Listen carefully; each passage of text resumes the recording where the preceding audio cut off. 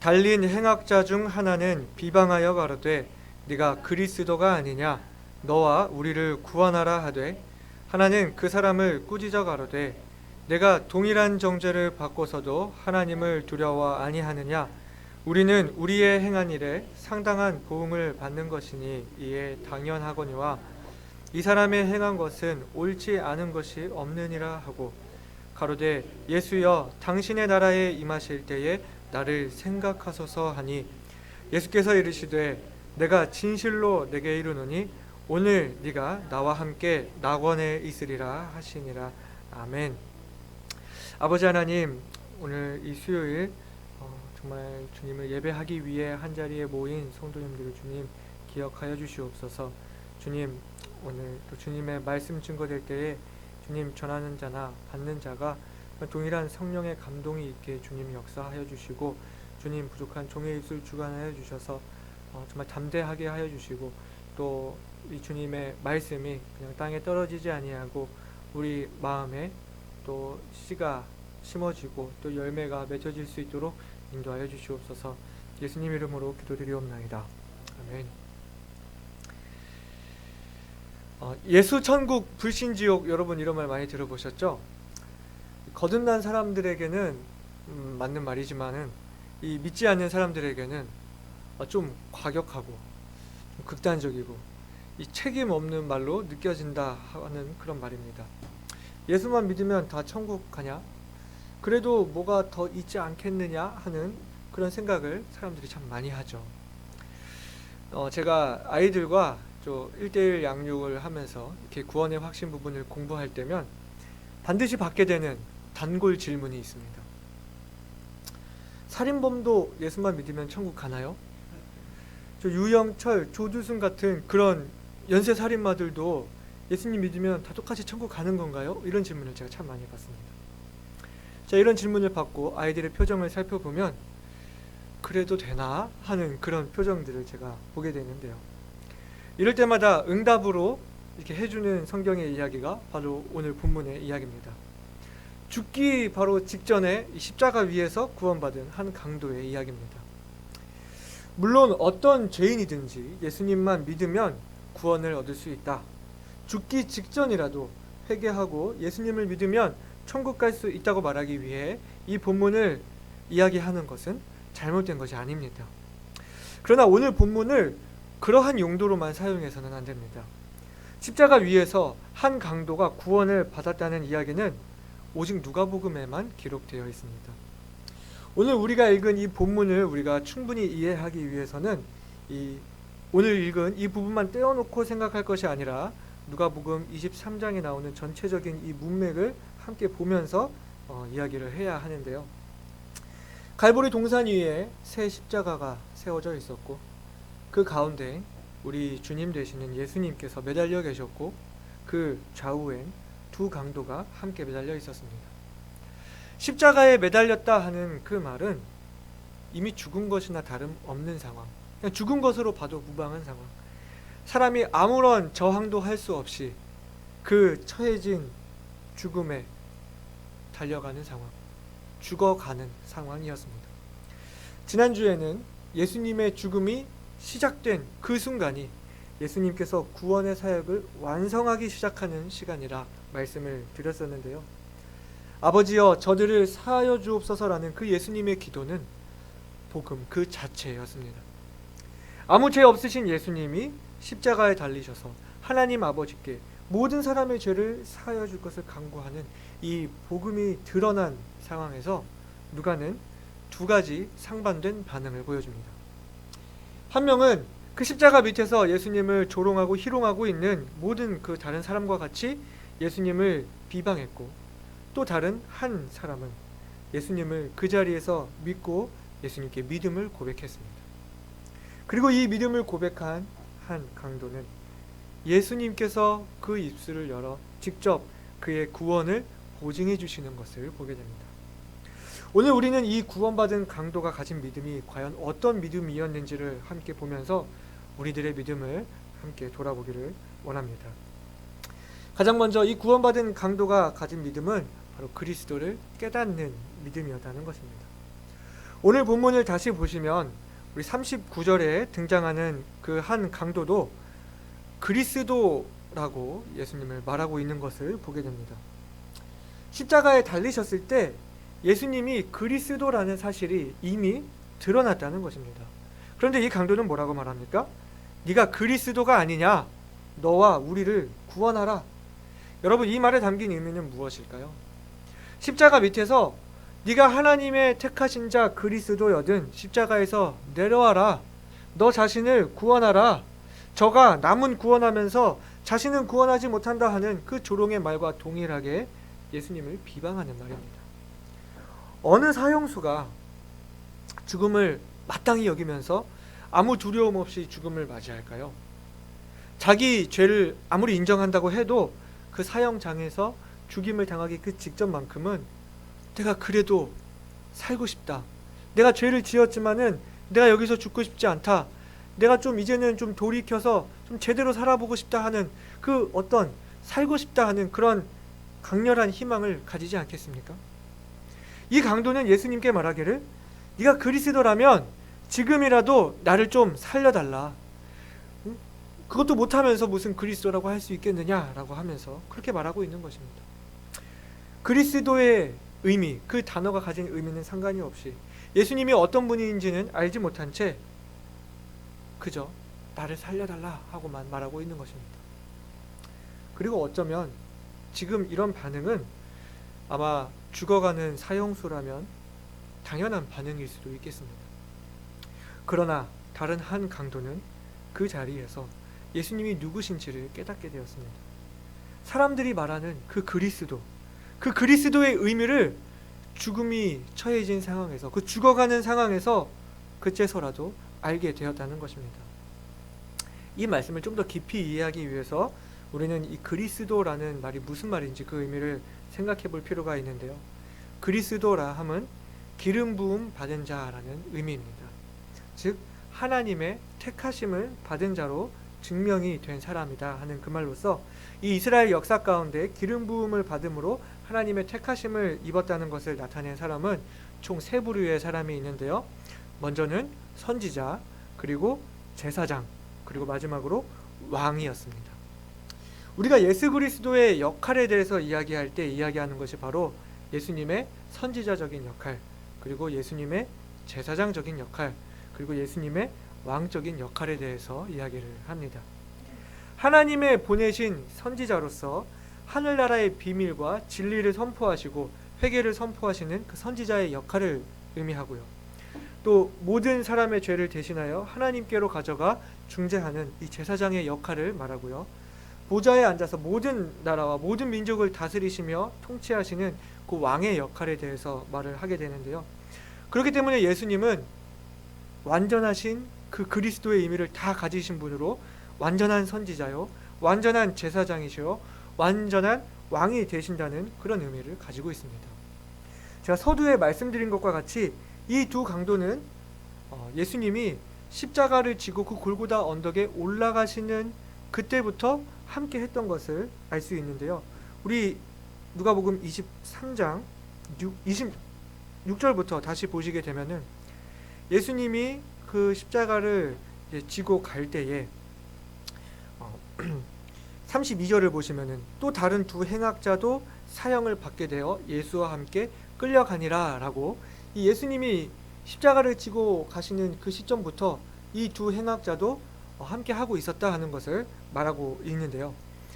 그렇다면 우리가 이 전체적인 문맥을 잘 볼 때에 예수님을 향해 울고 있는 그 여인들에게 나를 위하여 울지 말고 너희와 너희 자녀를 위해 울라 말씀하시면서 이 날이 이르면 수태하지 못하는 이 해산하지 못한 배 먹이지 못한 저지 복이 있다 말씀하시는 그 선지자적인 말씀을 이들도 들었습니다. 이 한 강도는 그 말씀을 생각하는 거예요. 지금 죽으러 가는 마당에 누구를 걱정하고 있는 거지? 미래에 올 심판에 대해서 예언하시는 이 선지자적인 말씀은 어디서 온 것일까라는 의문을 가질 수 있었을 거예요. 그리고 예수님이 지난주에 나눴던 것처럼 예수님이 십자가에 막 달리셨을 때 가장 먼저 하셨던 말씀, 아버지여 저들을 사하여 주옵소서라고 하셨던 그 제사장적인 기도를 십자가 그 옆에 달려서 듣고는 또 생각하는 겁니다. 모두가 저를 죽이려고 하는데 어떻게 저런 기도를 할 수가 있지? 어떻게 십자가에 매달린 상황에서 자기의 용서를 빌지 않고 자기를 죽이려는 저들의 용서를 구할 수 있는 것이지? 아, 저분은 정말로 죄가 없으신 분이구나. 죄 없는 의인으로서 죽음을 당하고 있는 것이구나. 순전하신 분으로서 아버지께 이 죄인들의 용서를 구하는 대제사장 같은 분이구나. 그리고 고개를 들어보니까 예수님 머리 위에 뭐라고 써 있어요? 유대인의 왕이라는 해가 붙어 있는 것을 보게 됩니다. 이 모든 것을 종합하니까 퍼즐이 맞춰지는 거예요. 아, 저분이 우리의 선지자요, 우리의 대제사장이시요, 우리의 왕이신 메시아구나. 하나님의 택하신 자 그리스도구나. 저분이 진정 하나님의 아들이시구나. 저분이 진정 구원자구나. 지금은 이렇게 죽음에 이르게 되는 것 같아도 저분은 분명 우리의 왕이 되실 분이시구나. 저분이 통치하실 나라가 임하겠구나 하고 예수님이 어떠한 분이신지를 깨닫게 되었다는 것입니다. 성경은 예수님이 십자가에 달리는 이 시점에 예수님이 누구신지 유일하게 깨닫는 그 믿음을 가진 사람이 바로 이 십자가 옆에 달려있는 강도라는 것을 말하고 있습니다. 여러분 한번 생각해 보세요. 죄수들과 같이 십자가에 매달려 죽어가는 그 사람을 보고 어떤 희망을 품을 수 있을까요? 누가 그 사람을 구원자라고 여길 수 있을까요? 그분이 십자가에 매달려서 하실 수 있는 일이 무엇이 있을까요? 제자들마저 그를 버렸습니다. 유다는 진작에 예수님을 팔아넘겼고요. 베드로는 3번이나 예수님을 부인했고요. 예수님이 십자가에 매달리실 때 다른 제자들은 다 어디로 갔는지 뿔뿔이 흩어져 버렸습니다. 예수님 곁에서 울고 있는 그 여인들도 예수님을 사랑하는 마음은 있었다고 할 수 있지만 예수님이 어떤 분이신지에 대한 그 믿음을 가지고 있었다고 보기는 어렵습니다. 그러나 오직 십자가 위에서 자기의 믿음을 고백한 이 강도만이 예수님을 참으로 누구신 줄을 깨닫고 믿은 사람이었다는 것을 오늘 그 주님이 응답하신 말씀, 네가 오늘 나와 함께 낙원에 있으리라는 가장 강력하고도 확실한 약속의 말씀을 받은 것으로 우리가 알 수 있는 것입니다. 마태복음 27장 44절과 같이 다른 복음서들을 보면 함께 십자가에 못 박힌 강도들도 이와 같이 욕하더라 라고 말씀하면서 두 강도가 모두 예수님을 비방했다 이렇게 말하고 있는데요. 오직 누가복음에서만 이렇게 한 강도가 구원받은 사실을 말하는 것을 보게 될 때 우리가 이 본문을 좀 더 생각해 본다면 아마 오늘 이 십자가상에서 구원받은 이 강도도 처음에는 예수님을 조롱하고 비방하는 데 동조했다는 것을 생각할 수 있습니다. 그러나 우리가 지난주 나눴던 말씀, 이 누가복음 23장의 문맥을 잘 살펴볼 때 예수님이 십자가 위에서 하신 그 기도, 아버지여 저들을 사하여 주옵소서 하시는 그 기도를 옆에서 듣게 되었을 때 이 강도의 마음을 움직이게 하였고 예수님이 누구신 줄을 진정으로 깨닫게 되는 그 믿음을 가지게 된 것이라고 말할 수 있습니다. 그리고 나서 예수님이 누구신지를 깨달은 후에 그가 하는 말이 무엇입니까? 오늘 본문 40절과 41절을 보세요. 하나님 그 사람을 꾸짖어 가로되 네가 동일한 정죄를 받고서도 하나님을 두려워 아니하느냐? 우리는 우리의 행한 일에 상당한 보응을 받는 것이니 이에 당연하거니와 이 사람의 행한 것은 옳지 않은 것이 없느니라 하고 말하고 있습니다. 예수님이 바로 하나님이시라는 것을 깨달았습니다. 이 사람의 행한 것은 옳지 않은 것이 없느니라. 다시 말하면 이 사람의 행한 모든 것은 다 옳은 일이었다. 이분은 죄가 없으시며 순전하신 분이다 하는 것을 깨달았습니다. 구원을 얻는 믿음을 갖기 위해서는 먼저 예수님을 깨닫는 믿음이 있어야 합니다. 단순히 예수님 믿는다라고 말해서 그분이 역사 속에 실존했던 인물이었다, 그분이 가르치신 말씀이 다 구구절절 맞는다, 그런 믿음이 아닙니다. 예수님이 그리스도라는 사실, 하나님의 아들로서 육신의 몸을 입고 이 땅에 오셔서 아무런 죄가 없으시며 실제로 죄 없는 삶을 사셨고 죄 없는 의인이 죄인의 신분으로 죽임을 당하셔서 우리의 죄를 대신 사해 주신 분, 그리고 죽음에서 부활하심으로 죄와 사망에서 승리하시고 우리의 구주가 되신 분, 선지자요 대제사장이요 왕이 되신 분 그리스도이신 예수님을 깨달아야 한다는 것입니다. 사랑하는 여러분, 여러분은 예수님을 나의 구주로, 개인의 구주로 믿고 계십니까? 마태복음 16장에서 예수님께서 제자들에게 물으시기를 사람들이 이 인자를 누구라 하느냐 물으시고 뒤이어서 그러면 너희는 나를 누구라 하느냐 물으실 때 베드로가 했던 그 대답, 주는 그리스도시요 살아계신 하나님의 아들이시니이다. 즉 나의 왕이요 나의 구주십니다. 나의 주인이십니다 하는 그 고백이 여러분의 고백이 되십니까? 구원받은 강도가 가졌던 그 믿음은 그리스도께 구하는 믿음, 즉 그리스도께 나아가는 믿음이 있었습니다.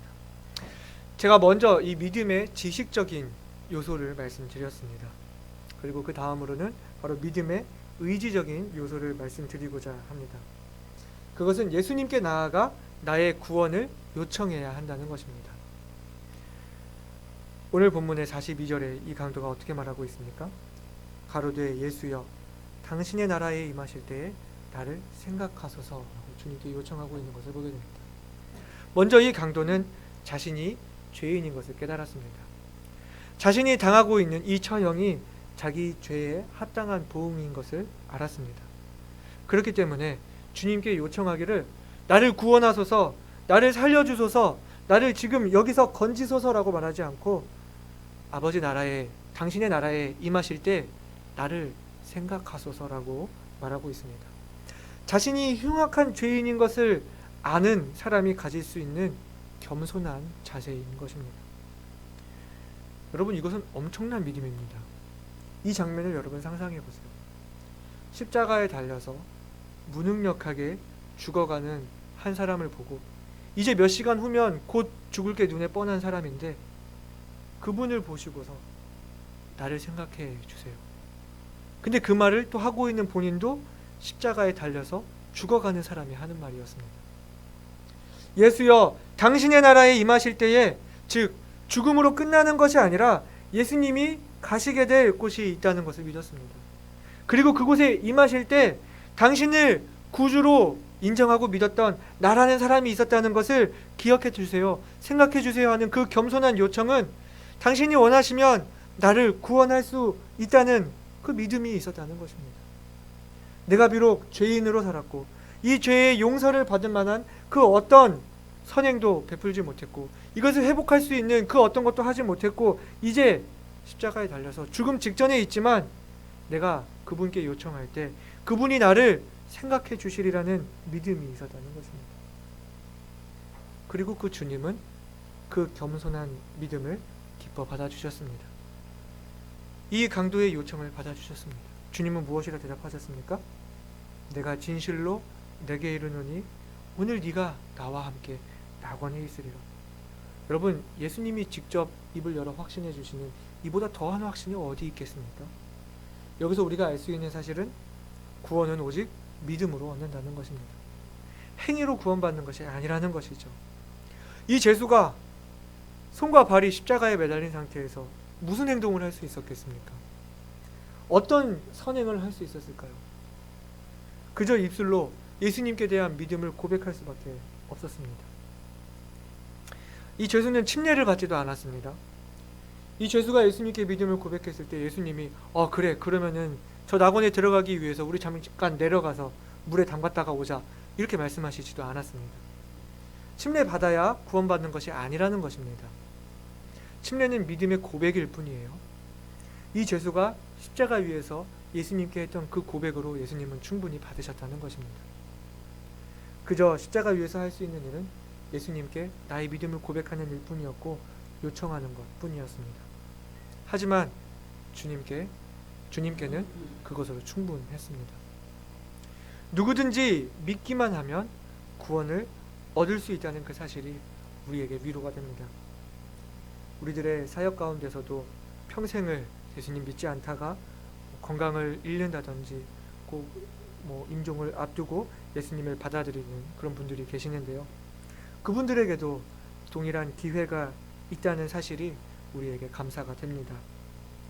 아직까지 예수님을 믿지 않고 거부하고 있는 우리 주변에 우리가 사랑하는 가족들, 또 우리의 부모님들도 이 생을 마치기 전에 기회가 있다는 것이 우리에게 도전이 됩니다. 하지만 우리가 한 가지 기억해야 할 것은, 우리가 믿는 사람으로서 오늘 이 말씀을 가지고 죽기 전에만 예수님 믿으면 되겠다 하는 식으로 생각해서는 안 된다는 것입니다. 우리 부모님들이 이 육아의 전쟁터에서 고생하는 것을 보게 되는데요. 제가 보니까 많은 경우에 이 아이들을 밥상에 앉히는 것이 무척이나 힘든 것을 봅니다. 아이들이 막 밥 한 숟갈 먹고 뛰어놀고 또 한 숟갈 먹고 뛰어놀고 막 그러는 것을 많이 보여요. 노는 거 그만하고 와서 앉아 밥 먹으렴 아무리 불러도 아이들이 식탁에 앉지를 않아요. 한두 번 좋게 말하다가 빨리 와서 앉아! 라고 이렇게 목소리가 점점 무거워집니다. 그래도 안 오면 어떻게 하죠? 뱀 소리를 내세요. 이렇게 하면서 셋 셀 때까지 와서 앉아. 그죠? 하나, 둘, 바로 셋 안 해요. 둘 반, 둘 반의 반, 빨리 와서 앉으라고 계속 그 아이에게 긴장감을 심어주는 거예요. 하지만 이게 되게 잘못된 것은요, 엄마가 그 셋을 세는 동안 그 아이에게는 그만큼 불순종할 수 있는 기회를 허락하고 있다는 것입니다. 와서 앉으라고 할 때 바로 앉아야 되는데, 그걸 가르쳐야 되는데, 둘 반, 둘 반의 반 이렇게 하는 동안 그 아이는 내가 엄마가 셋 할 때 그때만 가서 앉으면 된다 라고 하면서 그때만 가서 앉아서 한 숟갈 떠먹으면 된다 하고 이 불순종의 기회를 자꾸 배우게 된다는 거예요. 이와 같이 죽기 전에만 예수님 믿으면 된다 라고 생각하는 것은 그만큼 나의 인생을 예수님께 불순종하며 죄인으로 살겠다는 그 틈을 허락하게 된다는 것입니다. 이 옛 성도들의 고전에 한 사람이 십자가에서 구원받았다는 것은 아무도 낭망하지 않도록 하기 위함이고, 단 한 사람밖에 구원받지 못했다는 것은 아무도 함부로 그같이 하지 못하도록 하기 위함이다 하는 말이 있습니다. 나는 아직 죄를 못 버리겠다, 나는 좀 다음에 믿겠다, 좀 더 세상을 즐기다가 주님께 가겠다 하는 자세는 옳지 못하다는 것입니다. 기회가 주어지지 않을 수 있어요. 어떤 죄인이라도 믿고 회개하면 구원을 받을 수 있지만, 자신이 하나님 앞에 죄인인 것을 깨닫고 예수님 그분이 나의 구원을 주시는 분이라는 사실을 깨달았다면 지체 말고 주님께 나와야 한다는 것입니다. 예수님을 구주로 영접하기를 망설여서는, 미뤄서는 안 된다는 것이죠. 그렇기 때문에 구원을 이루는 믿음을 우리가 생각할 때 예수님이 어떤 분이신지를 깨닫는 그 믿음뿐만 아니라 주님께 겸손히 나아가 나의 구원을 요청할 수 있는 의지적인 믿음도 필요하다는 것입니다. 죽음 직전에 예수를 믿어 구원받았다는 이 죄수의 이야기는 우리에게 너무나 은혜가 되는 이야기지만, 더 일찍 예수를 믿은 우리들의 이야기는 더욱 은혜로운 이야기입니다. 여러분, 구원받은 이후의 삶은 어떻습니까? 그리스도를 위해 살 수 있는 기회, 하늘의 상급을 쌓을 수 있는 기회, 하나님께 영광을 돌릴 수 있는 기회, 하나님과 동행하며 하늘나라를 누릴 수 있는 기회, 아직 믿지 않는 많은 사람들을 주님께로 인도할 수 있는 기회, 하나님께 쓰임받을 수 있는 귀한 기회가 되지 않습니까? 때로는 하나님의 자녀로 이 세상을 살아간다는 것이 차라리 내가 하루빨리 그냥 주님 곁으로 가버렸으면 좋겠다 싶은 마음이 들 정도로 빨리 주님을 보기를 소망하게 되는 그런 아주 극심한 고통과 또 외로움과 그런 아픔을 동반하기도 합니다. 사도 바울도 말하기를 빌립보서 1장 22절부터 24절을 보시게 되면, 그러나 만일 육신으로 사는 이것이 내일의 열매일진데 무엇을 가리는지 나는 알지 못하노라. 내가 그 두 사이에 끼었으니 떠나서 그리스도와 함께 있을 욕망을 가진 이것이 더욱 좋으나, 그러나 내가 육신에 거하는 것이 너희를 위하여 더 유익하리라 라고 말하고 있는 것을 봅니다. 사도 바울도 그 사역의 극심한 고통 가운데 내가 하루빨리 이 육신의 장막을 벗고 주님 만나는 것을 더욱 바라지만, 주님께서 맡기신 그 사역을 위해서, 그 맡겨진 성도들을 위해서 이 땅에 남아있는 것이 유익하겠다 말하고 있는 것을 보게 되는 것입니다.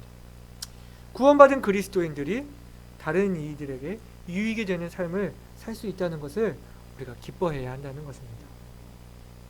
그렇기 때문에 이 고린도 후서 6장 2절에서도 말씀하시기를 가라사대 내가 은혜 베풀 때에 너를 듣고 구원의 날에 너를 도왔다 하셨으니 보라 지금은 은혜 받을 만한 때요 보라 지금은 구원의 날이로다 말씀하고 있습니다. 그렇기 때문에 우리가 복음을 듣고 깨달았을 때 지체 말고 주님께 나아오는 믿음, 주님의 그 부르심에 즉각 순종하는 믿음을 가져야 한다는 것입니다. 사랑하는 여러분, 여기 계신 모든 분들은 예수님을 개인의 구주로 영접하신 구원받은 하나님의 자녀들이신 줄로 제가 믿습니다. 그렇기 때문에 우리들은 이미 그 기회를 가진 사람들인 줄로 알고 있습니다. 오늘 본문에 나오는 그 죄수의 이야기보다도 더욱 은혜로운 이야기들을 가진 분들인 줄을 믿습니다. 구원은 시작일 뿐이잖아요. 우리에게 더 많은 은혜를 누릴 수 있는 기회가 있지 않습니까? 주님을 위해 일할 수 있는 더 많은 기회들이 있지 않습니까? 아까 우리 말씀 전에 찬양했는데요. 주 예수와 동행하니 그 어디나 하늘나라. 우리가 이 땅에서 주님과 동행하면서 하늘나라를 맛보고 누릴 수 있는 그런 특권을 가진 사람들이지 않습니까?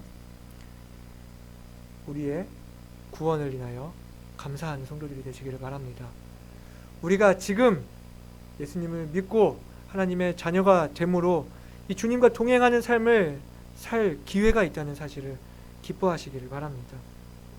수많은 사람들에게 아직 예수님을 받아들일 수 있는 기회가 있음을 기억하면서 우리가 이제는 그분들을 한 사람 한 사람 찾아가서 주님께로 인도할 수 있는 그런 사람들이 되기를 바랍니다. 복음을 전하고 또 사람들을 주님께로 인도하고 또 복음을 들은 사람들이 지체하지 않도록 강권할 수 있는 모든 성도들이 되시기를 바랍니다. 그들이 주님을 깨달을 수 있도록 우리가 더욱 주님을 더욱 알아가야겠고 또 말씀을 더욱 잘 알아야겠죠. 그분들이 주님을 더욱 잘할 수 있도록 우리가 잘 전해야겠죠. 우리가 더욱 훈련되고 더욱 열심히 복음을 전하고 열심히 전도하는 일이 우리에게 주어져 있다는 것을 우리가 기억하고 최선을 다해서 우리에게 주신 기회 놓치지 않는 모든 성도님들이 되시기를 바랍니다.